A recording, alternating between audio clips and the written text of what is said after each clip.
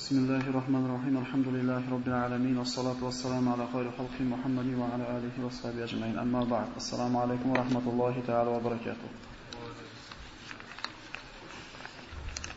Khayrul kalami kalamulloh va khayrul hadiy hadiy Rasulilloh sallallohu alayhi vasallam. Amma ba'd. Birodarlar, o'zi mana 20 minutdan oshirmaymiz, 25 minutdan oshirmaymiz deganimizda sababi bor. Shu ba'zi bir odamlarga malol kelib qolmasin degan niyatda aytilingan edi. O'zi aslida agar toqat ko'tara oladigan bo'lsa 1 soat ham gaplashish imkoniyatimiz bor inshaalloh. Lekin ba'zi bir birodarlarimizdan bir taklif bo'lyapti, 5-10 daqiqa ko'proq bo'lsa edi deb. Bu sizlarning toqatingizga ko'tarishlarga qaraymiz birodarlar. Xo'p. Mana qalbga taalluqli bo'lgan kasalliklardan bir qanchasini ko'rib chiqqan bo'ldik. Bu Alloh taolodan qo'rqishlik, umid qilishlik, hasad, orzu-havas va ujub degan darsda o'tdik. Ana shu darslarga bir qisqacha takrorlashib qo'yadigan bo'lsak, yana shu ujub haqida, ujub degani bu insonni o'zi boshqalardan baland ko'rishligi, o'ziga o'zi baho berishligi. Buni kibr desak ham bo'ladi. Lekin shu ujub degan tushuncha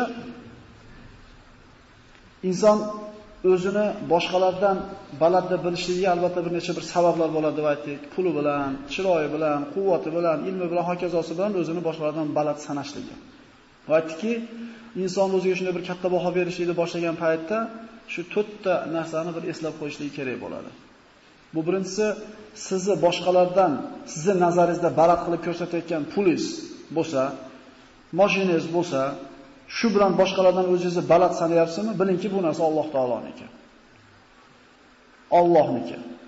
Ikkinchisi, ana shu sizdagi narsa yaxshilikka sarflanayotgan bo'lsa, odamlarga bir manfaatli ishga sarflanayotgan bo'lsa, bu bilan faxrlanishingiz mumkin. Mendaqa puli borlar ham bor-ku, lekin mendaqa yaxshilikka sarflanmayapti hammasi.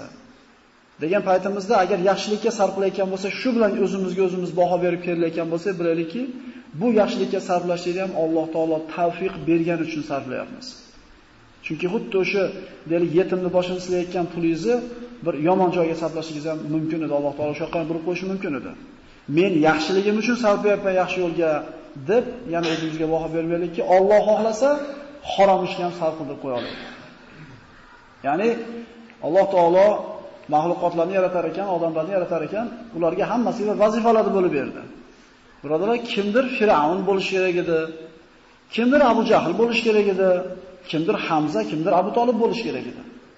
Shunday emasmi? Endi likulli Firavunning Musa degan chiroyli gap bor. Har bitta Firavunni halok qiladigan Musa ham bo'lish kerak. Sizni yaxshilikka, umringizni sarf qilishlikka tavfiq bergan ham Alloh taolo. Ilm o'qiyotgan bo'lsangiz, o'qiyotgan bo'lsangiz, Allohga hamd ayting. Bu sizning fazlingiz emas. Allohning bergan fazli. Va aytdikki, yana inson o'zi bir keriladigan bo'lsa, qilgan bir xayriyatlari bilan esidan chiqmasin. Hali bu ishini qabul bo'lishligi, bo'lmasligi savol bor akalar. Chunki Alloh biladi. Qiyomat kuniga tarozi, mana qiyomat kunida tarozini oldiga birinchi olib kelinadigan 3 ta kishining bittasi olim edi. Alloh taolo bergan ne'matlarni eslatardi, banda tan olardi. Senga ilm berdim. Hech kimga bermagan ilmimni nima qilding desa, ilm o'qidim, ilm o'qitdim desa, Alloh taolo yolg'on gapirding deydi. Sen olim degan nom olish uchun, to'rlarda o'tirish uchun, mansab olish uchun qilgansan. Odamlar seni olim dedi, qori dedi, to'rga chiqding, durranchiga olding. Ya'ni maqsad shu edi, sur jahannamga dedi. Yarim soat masala eshitib qo'yish qanaqa qiyin birodarlar. Bu tayyor masala, pishgan narsani eshitib qo'yishlik qiyin. Endi umrini bir qismini ilmga sarflab o'rganib turib uni o'rganish qanchalik qiyin. Lekin niyati chata bo'lgani uchun jahannamga birinchi yo'l olim vaqtiriladi. Ikkinchisi boyda olib keladi. Nima qilding? Men senga pul bergandim, boshqalarga bermagan. Masjid solgandim, madrasa solgandim, yetim boshini silagandim. Yolg'on gapirding. Sen odamlardan oldida Xotamtoy degan nomni olishing uchun, Saxiy degan unvonni olishing uchun qilgansan. Odamlar seni Saxiy dedi, ko'chani seni noming bilan nomlab asfaltni solib qo'yganing uchun, seni deylikki shu talabingni bajarishda xalqlar niyating yetdi, surmuni do'zaxga. Pul topish qiyin. Bola chaqasidan qizg'anib sarflamayotgan pulni oxiratiga sarflab olishing undan ham qiyin. Endi undan ham qiyin narsa niyati to'g'ri qilib olishlik. Uni ham jahannamga uloqtirilardi. Shahid olib kelardi taroziga 3-chi bo'lib. Nima qilding? Ha, eng aziz bu ilmini sarflagan bo'lsa, bu pulni sarflagan bo'lsa, bu jonini sarflagan Alloh yo'lida. Shahid bo'ldim desa, yolg'on gapirding dedi Alloh. Sen o'tib ketganingdan keyin odamlar meni shahid bo'lib o'tib ketdi deysin deb urishding. Urushda o'lding, shahid bo'lding, seni odamlar shahid dedi, mukofotini olding, sud do'zaxga dedi. Dunyodagi eng uchta qiyin ish. Niyati chataq bo'lganligi uchun jahannamga uloqtirildi va dunyoda o'zlar xotirjam bo'ludimikin qabul bo'lganligiga. Bizdan bu o'qiyotgan namozlarimiz, bu qilayotgan bir taqvo ibodatlarimiz hali savol birodarlar, qabul bo'ladimi, bo'lmaydimi? Agar jiddiy o'ylab ko'rsak, bu yerdagi mav'izalarchi birodarlar, bir eshitib maza qilib qo'yadigan bir ashula emas bu. Zo'r gap bo'ldi. Maza qildik. Nima to'g'risida gap bo'ldi islomga? Maza qildik. Yurda zo'r masala bo'lyapti. Bu yerda gapirilgan gapdan xulosa chiqish kerak. 1, 2, 3. Hayotda amal qilishlik uchun eshitish kerak. Agar shunga harakat qilmasak, eshitmaganimiz yaxshi. Chunki qiyomat kunida yelkamizga yuk bo'ladi bu. Eshitgansan, bilgansan. Biz ummatdan 3 ta gunoh ko'tarilgan birodarlar, yozilmaydi bizga gunoh. 3 ta gunoh bor, yozilmaydi. Bittasi bir gunoh ediki, bilmas ekansiz gunohligini qilib yurar ekansiz. Sizga gunoh yozilmaydi, chunki bilmasidingiz. Ikkinchi gunoh borki, bilardingiz gunohligini, esdan chiqarib qo'yibsiz. Qilib qo'yibsiz haligini. Shom namozi o'qisa bo'lmasligi hamma namozda. Esdan chiqib qolibdi, yozilmaydi va majbur bo'lib qilingan gunoh ham yozilmaydi. Majbur bo'lib qolib cho'chqa oyog'ini yemasa o'lib qoladigan bo'lsangiz, boshqa ovqat yo'q o'lib. Endi bilganingizdan keyin hammasi yoziladi. Eshitayotgan narsamiz yuk bo'ladi birodarlar o'lkamizga. Bugungi suhbatdan kibr degan narsani nimaligini o'rganib chiqib ketamiz inshaalloh. Mana kervozlikning dorisi 4 ta bo'ldi. Sizdagi narsa Allohniki. Shu sizdagi narsani yaxshilikka sarf qildirayotgan Alloh hali qabul qildimi? 4-inchisi, agar kerilish mumkin bo'lsa, shaxsan o'zingizning narsangiz bu nima? Gunohlaringiz. Gunohingiz bilan kerilavering. Demak, hech kim o'ziga-o'zi baho berib kelishlikka haqqi yo'q barakalar. Bugungi gaplashadigan mavzuimiz ana shu qalb kasallaridan bo'lgan kibr haqida. Kibr. Rasululloh sollallohu alayhi vasallam oldiga bir kishi keldi, aytdiki: "Ya Rasululloh" dedi. "Mana ko'ryapsiz, Xudoim meni de chiroyli qilib yaratgan, kelishgan basavlat chiroyli odam bo'ladi. Hammadan chiroyliman" dedi.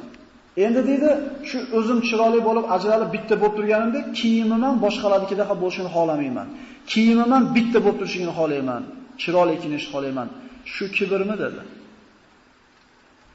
Rasululloh sollallohu alayhi vasallam aytdi, albatta Alloh taolo bir bandaga bir ne'mat bergan bo'lsa, shu ne'matni bandasida ko'rishlikni xohlaydi.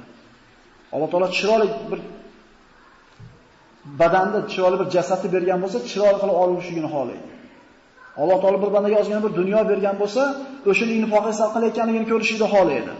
Qodir bo'lib turib, birodarlar, qodir bo'lib turib. Haligi bor o'sha odamlar baxilligi tufayli tashqariga chiqarishni xohlamaydi. Na bola chaqasiga tegizadi, na atrofiga foydasini tegizadi. Bor, qo'ni qo'shnisiga ham masxatmaydi, qarindoshiga ham masxatmaydi. Berdimi bo'ldi, atrofiga sarf qilishligini xohlaydi Alloh. Ko'rishligini xohlaydi bandasi shu narsani. Rasululloh aytdi, bu kibr emas dedi.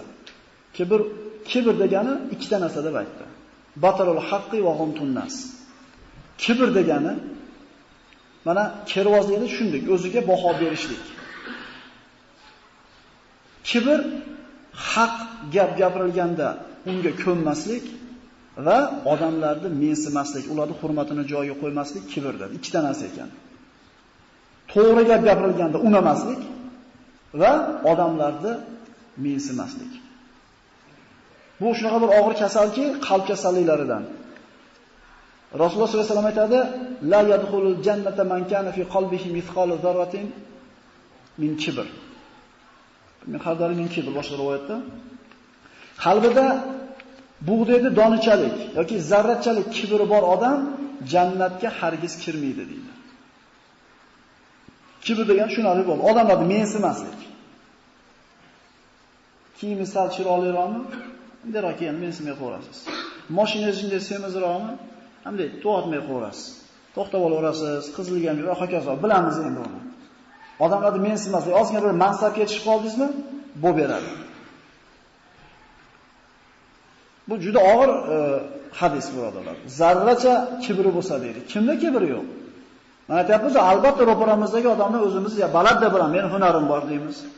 Meni diplomim bor deymiz. Men rus tilini yaxshi bilaman deymiz. Men Qur'on yodlaganman deymiz. Men kuchliman deymiz. Albatta bitta narsamiz bor. Boshqalardan nimamiz bu bilan ustunmiz. Mana Husayn ibn Ali roziyallohu anhu Payg'ambar alayhisolamning nevaralari bo'ladi. Agar kerilish bo'lsa, mana shu kishi kerilish kerak. Payg'ambar sollallohu alayhi vasallam nevarasi. Kamula minar rijal kaseer va lam yakmul minan nisa illa arba'a dedi Rasululloh. Ayollarda juda erkaklardan juda ko'pchiligi kamolat darajasiga yetishgan. Ayollardan faqat 4 tasi dedi. Shundan bittasi Fatima binti Muhammad. Bobosi Muhammad alayhisalom. Onasi Fatima ona, dadasi Ali ibn Abi Talib karamallohu vajha. Agar kerilish bo'lsa, sharaf bo'lsa, nasl-nasab bilan bir faxrlanish bo'lsa, Husayn ibn Aliga yarashadi. Ko'ringlar kimlar qanaqa odamlar bo'lgan. Otini berib ketsa ko'chada bir 3-4 ta kambag'al odamlar yo'lda bo'yiga shu ozgina topgan narsasini yerga qo'yib, turpoq ustida ovqatlanishayotgan bo'ladi. "Ey Abu Abdulloh" deydi, "ovqatga qarang" deydi. Ya'ni taklif qilishganda otdagi odam birodarlar. Otidan tushadi, baylab o'tirib, haligilarda faqarona ovqatidan hazar qilmasdan, "Hamashida o'tiraman, men" demasdan akalar, yeb, ichib o'tirib, sizlarni da'vatingizlarga labbay deb javob berdimi? Ancha endi yuringlar biznikiga. Meni ham da'vatimga labbay dedi. Hali kambag'allarni olib borib, uydagi bor narsasini olib qo'yib ular mehmon qilib jo'natdi.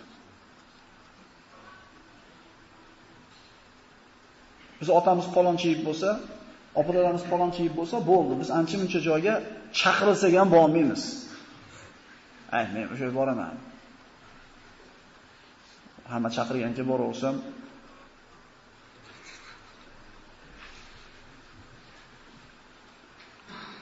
Rasululloh sollallohu alayhi vasallam hadislarda marhamat qiladi. Salatatun la yukallimuhumullohu yawmal qiyamah va la yanzuru ilayhim va lahum adabun alim. 3 toifaga Alloh taolo qiyomat kunida nazar boqmaydi va ular uchun alamli azob bo'ladi, ularning gunohlaridan poklanmaydi. Birinchisi shayxun zanin va malikun kazzabun va aylun mustakbir. Zinokor chol birinchisi. Alloh taolo unga hech qachon rahmat nazar bilan qaramaydi deyapti. Qarib qolgan lekin zinodan tiyilmagan. Ikkinchisi kazzob podshoh deyilgan. Yolg'onchi podshoh. Uchinchisi mutakabbir kambag'al. Endi boydi-yu, puli borligi uchun kelyapti deb nazarimizda yarashayotganga o'xshaydi. O'zi boyda ham haqqi yo'q kerilishlikka. Endi kambag'al bo'lib turib mutakabbir bo'layotgan bo'lsa, Alloh taolo bunga hargiz nazar boqmaydi. Mana boshqa hadislarda Payg'ambar sollallohu alayhi vasallam aytadi, menga jannatga kirgiziladigan 3 ta odam bilan do'zaxga kirgiziladigan 3 ta odam ko'rsatilindi dedi. Ular birinchisi jannatga kiradigan 3 ta odamning birinchisi shahid kishi, Alloh yo'lida jihodda shahid bo'lgan. Ikkinchisi bir qulki dunyoda qulchiligi, dunyoda bir bandaga qul bo'lishligi Allohning ibodatidan to'sgan emas. Ya'ni tijorat to'sib qo'ymagan desak ham katta gap bizga birodarlar. Biz tijoratimizni, dunyoyimizni, kasb-korimizni quli bo'lib qo'yganmiz. Oshib qolsa boramiz vaqt masjidga. To'g'ri kelib qolsa bir darsxonada o'tirib qo'yamiz. Ha desa ishlar ko'payib ketdi. Sizning ishingiz ustingizda xo'jayingiz. U ruxsat bersa darsga borasiz, ruxsat bermasa darsga bormaysiz. Shunday emasmi? Jumaga ham bormay qo'yganlar yo'q emas. Juma kuni savdo yaxshi bo'ladi. Ikkinchi jannatga kiradigan odam bu qul, lekin xo'jayinining quli bo'lib turib, banda birovning qo'lida bir mulk qatorida bo'lib turib, ibodat qilishdan to'sib qola olmagan. Demak, tijorat quli bo'lib qolmaydi akalar. Uchinchisi serfarzand, kambag'al, lekin Alloh bergan kuniga shukr qilib yashaydigan kambag'al, birovga dardini aytmaydigan kambag'al. Jahannamga kirgiziladigan 3 ta odam bu zolim amir, qo'lida puli dunyosi serob bo'lib turib, zakot bermagan, sadaqa bermagan boy va mutakabbir yana aytilingan kambag'al deyildi. Alloh taolo 3 nafar bandani yomon ko'radi. Yana 3 nafariga bo'lgan ularning g'azabi Allohning g'azabi qattiqroq. Alloh fosiqni yomon ko'radi. Agar bu fosiq yana oqsoqol bo'lib turib, yoshi katta bo'lib turib, gunohdan uyalmasdan gunoh qiladigan fosiq bo'ladigan bo'lsa, Alloh taolo bu cholni fosiqlarning ishidan ko'ra ko'proq yaxshi ko'radi. Alloh baxilni yomon ko'radi. Lekin bu baxil yana boy bo'lib turib baxillik qilayotgan bo'lsa, Alloh bu baxillar ichida eng yomon ko'rgani shu bo'ladi. Alloh taolo mutakabbirni yomon ko'radi. Endi bu kambag'al bo'lib turib yana mutakabbir bo'layotgan bo'lsa, eng yomon mutakabbir kambag'al mutakabbir bo'ladi. Alloh taolo 3 toifani yaxshi ko'radi, yana 3 toifani, yana 3 toifasi borki, Allohga ko'proq yoqadi ular. Alloh taolo taqvodor bandani yaxshi ko'radi. Endi bu taqvodor, ya'ni yoshlik davrida taqvo qilayotgan bo'lsa, Allohga eng mahbub bo'lgan taqvodor. Qari odam xolamasa birodarlar masjidga yuguradi. Ishonaveringlar. Nonushtaga chiqish kerak bo'ladi, xato lozimatga chiqish kerak bo'ladi. O'sha boradigan joyi yo'q. Haligi yoshligida ulfatchilik qilgan ahmoq jo'ralar o'lib ketgan bo'lsa, tirik qolganlari masjidda yuribdi. Iloji yo'q bormaydi.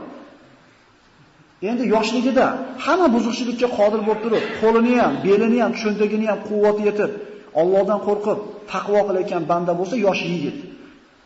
Taqvodorlarchiligi eng yaxshisi shu bo'ladi. Yigit deganda biz albatta 25 gacha tushunmaylik akalar. 40 gacha bo'lgan odamni islomda, arab tilida shab deyiladi, yigit deyiladi. Bu yerda yigitlar ko'p, xudo xolasa. Alloh taolo saxiy bandani yaxshi ko'radi. Endi bu saxiylarning ichida yana kambag'al bo'lib turib saxiy bo'layotgan bo'lsa, bu saxiylarning eng zo'ri bo'ladi. Alloh taolo kamtar insonni yaxshi ko'radi. Kamtar odamni, mutakabbir bo'lmagan odam. Endi shu kamtarlarning ichida yana boy bo'lib turib, puldor bo'lib turib, siniq bo'lsa, kamtar bo'lsa, kamtarlarning eng kamtari shu bo'ladi. Kambag'al endi kamtar bo'lsa, yarashaveradi unga. Yo'q, endi kamtar bo'lish kerak yo'q. Endi boy bo'lib turib kamtar bo'layotgan bo'lsa, cho'ta yarashmayapti shu odamga.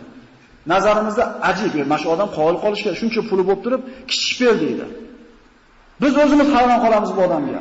Alloh taolo kamtarlarni eng yaxshi ko'rgani boy bo'lib turib kamtar bo'lganni yaxshi ko'radi. Mana salaf solihlar qanday bo'lganlar? Laqad kana lakum fi rasulillahi uswatun hasana liman kana yarjulloha wal yawmal akhir va zakaralloha katira. Rasululloh sollallohu alayhi vasallam haqida Alloh taolo aytadi, kim Allohga va qiyomat kuniga iymon keltirgan bo'lsa va ko'p Allohni zikr qiladigan bo'lsa, Allohning payg'ambaridan ibrat olsin deydi. Rasululloh sollallohu alayhi vasallam butun ummat, butun yer yuzini tashvish yelkasida bo'lib turib, bir kampir kelib, sizda gapim bor deb qo'lidan yetalab bir chekkaga tortsa, haligi kampirning orqasiga ergashib ketavergan Rasululloh. To'xta. Demagan bizga o'sha. Turib turing hozir 10 minut. Ayniqsa bir qo'limizga amal tegib qolsa, bir nima deydi, doktor bo'lsak, doktorning priyomiga borgan bo'lsak, domla bo'lsa, domlaning ofisiga borgan bo'lsa, turib turing deymiz. Ya'ni ko'proq turgizishlik bilan narximiz oshadi biz. Ya'ni haligi xonani chekkasida bir stolimiz bo'lsa, haligi ozgina bir yarim soat o'chirib kutib kirgandan keyin yana bir hayvatimiz oshadi. Allohga osiylik qilishlik hisobiga hurmatimiz oshishlikni xohlaymiz. Hadislarda keladi, Alloh uchun o'zini kamtar tutgan bandani Alloh azizligini ko'taradi faqat deydi. Rasululloh siniq odam bo'lgan, kamtar odam bo'lgan. Mana hadislarda marhamat qiladi, kim jundan bo'lgan kiyimni kiysa, ya'ni sodda kiyinsa degan, endi jun deganda biz o zamonda hozir u to'g'ri kelmaydi bu. Va otni kiyinsa, o'zini kamtar tutsa, eshakni minsa deydi. Ya'ni kichkinaroq mashina mingani uyalmasa deyapti. Tushunyapsizlar? Qo'yini yoki eshikisini o'zi soqsa, ya'ni uy ishlari bilan shug'ullansa, oilasi bilan o'tirib ovqatlansa. Ya'ni kechki paytki klublarga borishlik madaniyat taraqqiyot belgisi-yu, oilasi bilan o'tirishlikda bir eskichilik sarqdi deb qaraydi. Shunaqa zamonda yashayapmiz-da. O'shinga palon restoranga boramiz. Ko'ryapmiz televizorlarda. Uyda ovqat qilinmaydi, uyda o'tirilmaydi. Ba'zi taraqqiy topgan mamlakatlarda.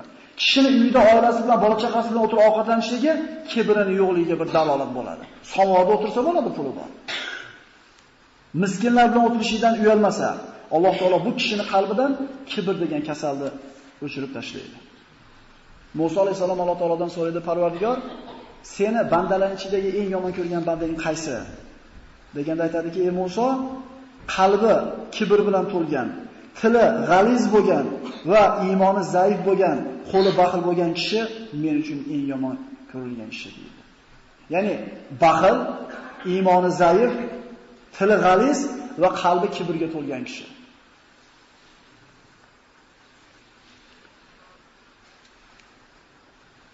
Mana hukamolar kibr haqida aytishadiki, samaratul qanoati roha va samaratut tavodi al muhabba.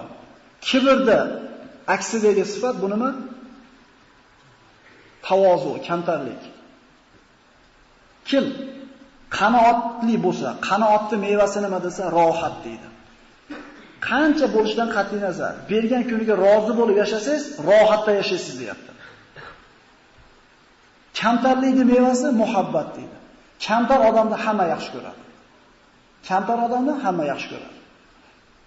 Mana Mutarrif ibn Abdullohning oldida Mulhib ismli bir Hajjoj ibn Yusufning generallardan bittasi otini nihoyatda bir hali oldini ko'tarib kishnatib shunaqa qilayotganda, "Ey Abdulloh" deydi.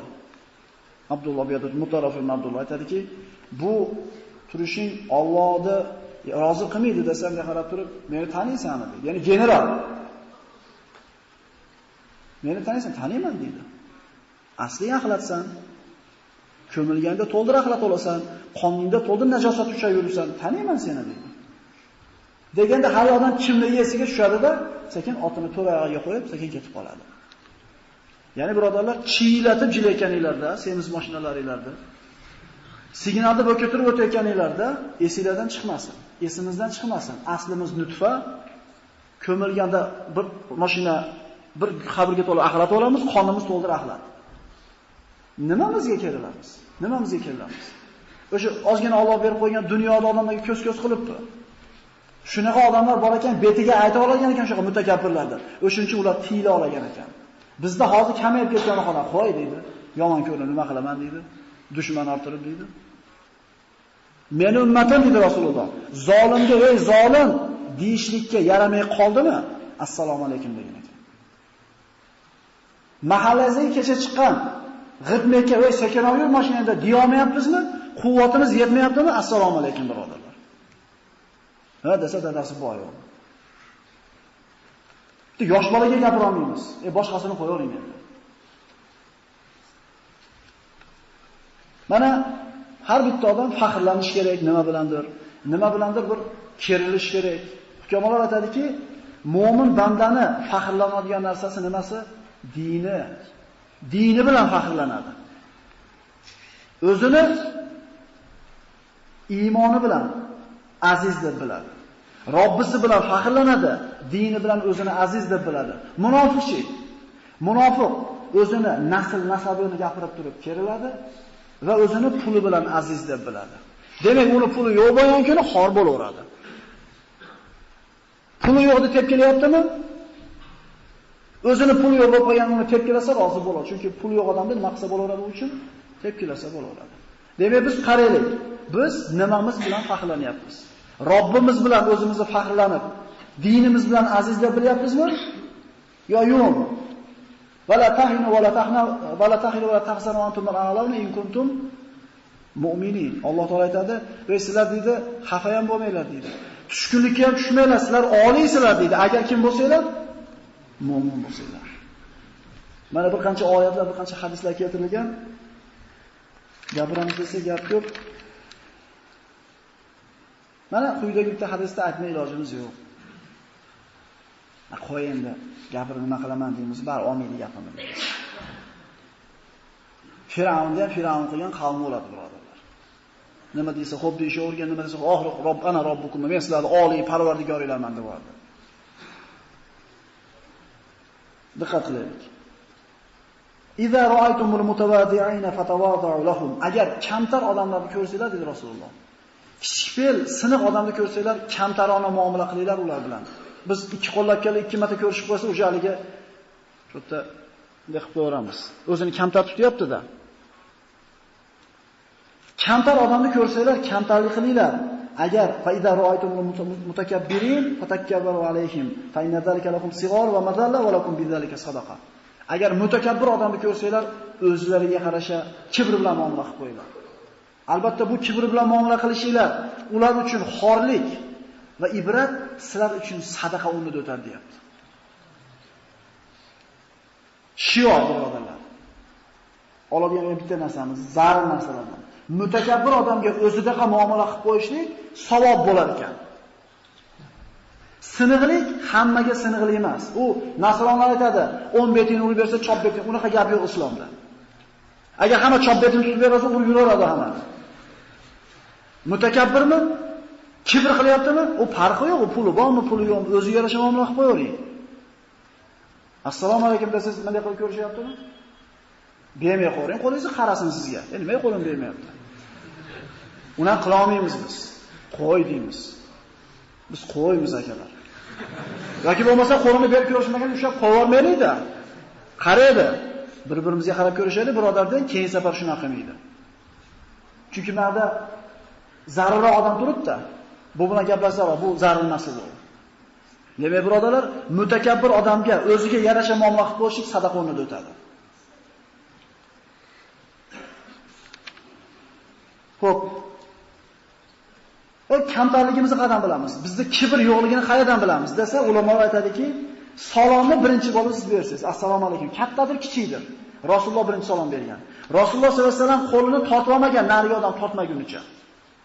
Rasulullohga bir aziz inson bormi yer yuzida? Assalomu alaykum deb turib payg'ambar sollallohu alayhi vasallam ko'z yuziga qarab tabassum bilan ko'rishganda qo'lini birinchi tortmagan. Qaranglar, bo'lmasa ish ko'p. Ish ko'p. Bizdan ham ish ko'p Rasululloh sollallohu alayhi vasallam. Lekin mana shunday bir axloq egasi bor. Innaka la ala xuluqin azim. Buyuk axloq egasiz. Birinchisi, ro'paringizga kelgan odamga birinchi bo'lib salom beryapsizmi? Demak, kibr yo'q sizda. Ikkinchisi, majlisga kirib o'tirsangiz, pastroqda o'tirib qolganingizga ham rozi bo'laverayotgan bo'lsangiz, demak, kibr yo'q sizda. Nonushtaga bordingiz, eshikda turib qoldingiz, ozgina kutib. Yana eshikda o'tirib qoldingiz, rasali kanni etagiga. Odatda siz to'rga chiqib o'rgangan edingiz, sizning hurmatingizga loyiq muomala bo'lmadi. Shu yerda g'azabingiz kelyaptimi, birodar? Bilib qo'ying, sizda kibr bor. Va uchinchi belgisi, sizni taqvo va yaxshi kishi ekanligingiz, taqvo kishisi, yaxshi kishi ekanligingizni zikr qilishliklarini xohlamaysizmi? Shu kibrning yo'qligini belgisi ekan. Maqtashini xohlamaysiz. Bitta quloq ushlab turadi baribir. Sakizda gap ketyapti shu yerda. Yaxshi ustaligingiz yoki qandaydir polvonligingiz, mohligingiz gap ketyapti, bitta quloq shu yerda. Mana gaplashyapsiz, quloq eshityapti. Mana shu kibrni borligi belgisi, birodarlar. Ham maqtashni eshitsa, demak odamlar meni tan olyapti ekan, demak maqsam bo'lar ekan, kibr qilsam bo'lar ekan. Qisqa, salomni birinchi bersiz, pastroq o'tirgan joyda ham rozi bo'lib qo'yaversiz va odamlarning maqtashligini xohlamasangiz, bu tavozuning belgisi. Mana Ejitcha sabr qilasizlar, birodar. Mana domla imom aytib o'tib ketdi. 1 yilda bir o'tiramiz, birodarlar, mana shunaqa qilib. Boshqa oylarda uxlayapmiz, televizorlarda ko'ryapmiz. Birodarlar, rizq haqida dars o'tamiz inshaalloh 3-4 kundan keyin. Rizqimizni tirtaytiradi televizorda ko'p ko'rishimiz. Aniq bilinglar. Aniq bilinglar. Paqirdagi suvingizga mushta tosh tashlasangiz, mushta suv chiqib ketadi tashqariga. Shunday emasmi? Agar kallada tosh tashlasangiz, kallada suv chiqib ketadi tashqariga. Qalbimizga qancha gunoh maqsad ko'payib bersa, rizqimiz shuncha tirtayadi. To'g'ridan to'g'ri aloqasi bor. Televizorda kamroq ko'raylik. Xususan mana domla aytib o'tdi, borasiz kino ko'rasiz, konsert 2 gacha siz uchun degan konsert bo'lar ekan. Subhanalloh. Kim ko'radi shu mahalda? Ya'ni uni zakat qiladi odamlar tug'ilgan kuniga pul berib. Hol qolish kerak. Kimga ko'rsatyapti buni? Moloni bo'shligidan. Televizorga shoshilmaylik. Umar ibn Abdulaziz xalifa bo'lib turgan paytida uyda bir mehmon bor edi. Umar mana payg'ambar Hazrati Umardan nevaralardan bu kishi. 5-xulofa roshidin deyiladi. Xat yozib o'tirgan bo'ladi-da, chiroqni yog'i tugab o'tishga yaqin bo'lganda turiyasda hali mehmonxonaga Amirul Mo'min xalifa bu. O'sha davrdagi eng katta, o'sha domodi eng katta podshosi bo'lgan xalifa Umar ibn Abdulazizni o'rnida o'tirgan odam, siz qo'ying, men yog'ini qo'yib qo'ymasam o'tiring deydi. Mehmonni ishga solishlik bu erkaklikning belgisi emas deydi. Ya'ni musulmonning iymonning belgisi emas. Turadi-da, to'ysa, xizmatchingizni chaqiring bo'lmasa deb xijolat bo'ladi desa, qo'ying dedi, o'yida endi dedi, ko'zi ketdi deydi, o'g'atmaylik deydi. Xalifa birodarlar. Shanba olib kelib qo'yib, o'tirib yozaysa, yog'i quyib. Qarang deydi, shu o'zingiz turdingizlar desa, turayotganida ham Umar edim deyapti, o'tirganda ham Umar edim dedi. Odamlarning gapi bilan obro'yimiz tushib, odamlar gapi bilan ko'tarmaydi, biz obro'yimizni Alloh ko'tarsin deydi. Umar ibn Abdulazizning uyiga bir odam boradi. Borsa, bir ayol kir yuvayotgan bo'ladi, bir kishi devorga loch oqlayotgan bo'ladi. Bu xizmatchilar deb o'yladida, Amirul Mo'minin bormi desa, hozir chaqirib qo'yaman deb ayol aytadi, qo'lini loyga bulab keladi Amirul Mo'min. Xizmatchi yo'qmi uylarda deydi. Xalifa akalar. Uyatda uy ishini qilyapsiz. Kibr. Rasululloh sollallohu alayhi vasallam uy ishlarini qilishlikda ayollarga yordam bergan. Umar ibn Xattob roziyallohu anhu mana Shom Quddus deyiladi, fath qilinganda Yerusalim akalar. Kalitni Hazrat Umarni o'ziga beramiz deb Nasorolar berishmaydi. Fath qilgan qo'shin boshlig'iga. Umar kelsin deydi. Hazrat Umar tuyasini minib chiqadi bitta xizmatchi yigiti bilan 1 kilometrdan almashishadi. Tuyani 1 kilometr bu minadi, 1 kilometr xizmatchisi minadi. Quddusga eshigiga yaqinlashganda xizmatchi bola, qul bolani mana tuyani minishlik navbati kelib qoladi. Quduqqa boradi, Hazrat Umar suvni oladi, tevaga uzatadi. Akalar xalifa u, Umar roziyallohu anhu. O'shuning uchun Umar odil, undan burun ham, undan keyin ham bunaqa hali podsho bo'lmaydi deydi g'arb tarixchi olimlari. Amir al-Mu'minin deydi, Abu Bayda ibn Jarroh chiqadida, shaharning kattalari deydi, sizni kutgani chiqib kelyapti deydi. Bunaqa qilib kelishligingiz yarashmaydi deydi. Desa aytadiki, agar tevadagi majlisga tushing, men roziman desa, sen rozi bo'lsang ham teva rozi bo'lmaydi deydi. Tuyani yetalab kirganda ana shu Quddusdagi Nasroniy rohiba aytadi, mana bu deydi.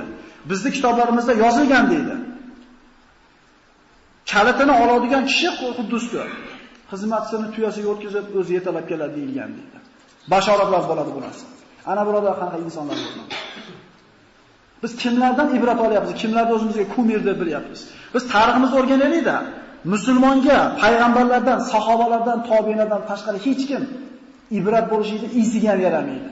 Lekin kimlarni bizga ibrat qilib ko'rsatishyapti hozirgi zamonda? Palonchidaqa bo'linglar, chiqyapti futbolkalarga har ahmoqlar suratlari, kiyib yuribdi suroq qilib yigitlar. Hattoki kiygan kiyimimizni ham palonchi yetib kelgan ko'ynaga bormi deb ko'ynagini so'raymiz. Palonchi yetib kelgan razrezi bor kasbini bormi deb so'raymiz. Kimlar yoshlash harakat qilyapmiz? Biz o'zimizni kimligimizni bilsak, kim bizga ibrat bo'lishini ham bilardik. Salmon Farsi roziyallohu anhu mana Madinada vali bo'ladi. Ko'chaga chiqib tursa, sodda kiyim olganligidan, oddiy yurganligidan bir ozgina bozor qilgan bo'ladi-da, Salmon Farsiyni tanimay bu anaqa hammollardan şey ko'tar deydi. Ko'taradi. To'xta, men amirman demayapti.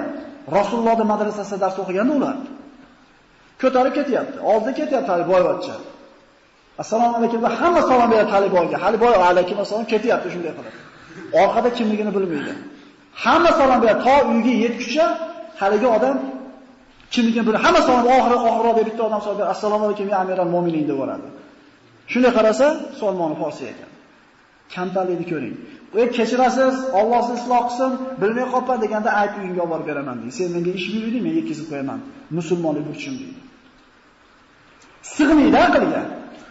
Sig'maydi. Chunki biz aqllarimiz bunaqa narsani sig'dira oladigan bo'lib tarbiya topmadik. Shunaqa bo'lgan odamlar birodarlar. O'shuning uchun Umar ibn Abdulazizlar davrida bo'rini, qo'yni bo'ri olmagan ekan. Rivoyatlar qilinadi, cho'pon haydab yursa qo'ylarning atrofida bo'ri yuradi, it singari xizmat qilib. Ya bu itmi, bo'rimi desa bo'ri deydi. Adolat qoyim bo'lganda boshqa zulm bo'lmas ekan koinotda birodarlar.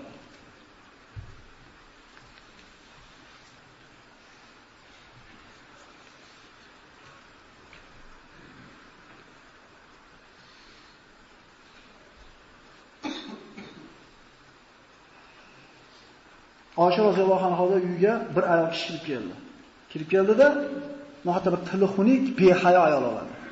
Payg'ambarimizni cho'kka tushib, yerga ovqat qo'yib, ovqatlayotganini ko'rdi-da, dedi, "Men qaraylar buni" dedi. Bu payg'ambar deydi, o'zini qulga o'xshab o'tiribdi, qulga o'xshab yeyapti deydi. Payg'ambar sollallohu alayhi vasallam aytadi, "Ana abdun ajlisu kama yajlisul abd va akulu kama yakulul abd." Men deydi, qulman deydi. Quldaqa o'tiraman, quldaqa yeyman deydi. Hali aytadiki, "Ovqatingdan bermaysan menga" dedi payg'ambarimizga desa, "Ol" deydi. "Qo'ling bilan yegizib qo'y menga" deydi. Rasulullohga qilayotgan muomalasini qarang. "Qo'ling bilan yegizib qo'y" deydi. Payg'ambarimiz qo'limiz bilan yegizib qo'yadi. Yeb o'tirib, "Og'zingdagidan ber menga" deydi. Payg'ambarimiz chaynab turgan ovqatni chiqarib beradi. Kamtarlikni ko'ring. Payg'ambarimizning so'lagan arashi ovqat qoniga tushishligi bilan hayo degan narsa o'tib qoladi har ayolga. Umrining oxirigacha bitta erkak kishi tikka qaramasdan o'tgan bo'lar ekan. Rasululloh shunday bo'lgan, sahobalari shunday bo'lgan. Hazrati Umar davrida sahobalar shu atesmi kelmayapti, bir sahobani bir shaharga vali bo'lasiz deydi, jo'natadi. Shahar kutib turadi. Bugun kirib keladi, erta kirib keladi. Kutib tursa bir odam eshikka mingan, bitta qo'liga tuz ushlagan, bitta qo'liga qattiq non ushlab turib, tupurgisi bilan namlab, tuzga tegizib yeb kirib kelayotgan bo'ladi. Hech kim parvo qilmaydi, kirib ketadi. Kelsa shaharda hammasini chiqaradi. Qaytib chiqadi. Kimni kutyapsizlar desa, falonchini deydi. Umar bizga vali qilib jirgan, menman shu deydi. Birodalar, kamtarlik ko'ryapsizmi qanaqa bo'lgan? Mana shu kishilardan Alloh rozi bo'lgan. Ularda kibr bo'lmagan. Bizda bor kibr. Tuzatishlik belgisi aytdik. Salom birinchi bersiz, pastroqqa o'tirib qolsangiz ham rozi bo'layotgan bo'lsangiz va nima dedi shunisini? Maqtov eshitishni xohlamasangiz, kibr yo'lgan alomatlardan deyilgan. Kibr shunday kasalki, kishini jannatdan to'sib qo'yadigan kasal. Kibr birodalar, Firavun, Qorun, Homonga o'xshagan kofirlarning fe'llari. Alloh taolo hadis qudusida aytadi: Innal azamata idari wal kibriya ridai faman naza'ani fi ahadin minhuma alqaytuhu fin nar. Kibr deydi. Meni ridoyim, azamat, buyuklik meni libosim. Kim mana shu ikkita narsani mendan tolasa, unga xorli libosini kiygizaman deb bir rivoyatda jahannamga uloqtiraman deydi. Kibr Allohga xos birodarlar.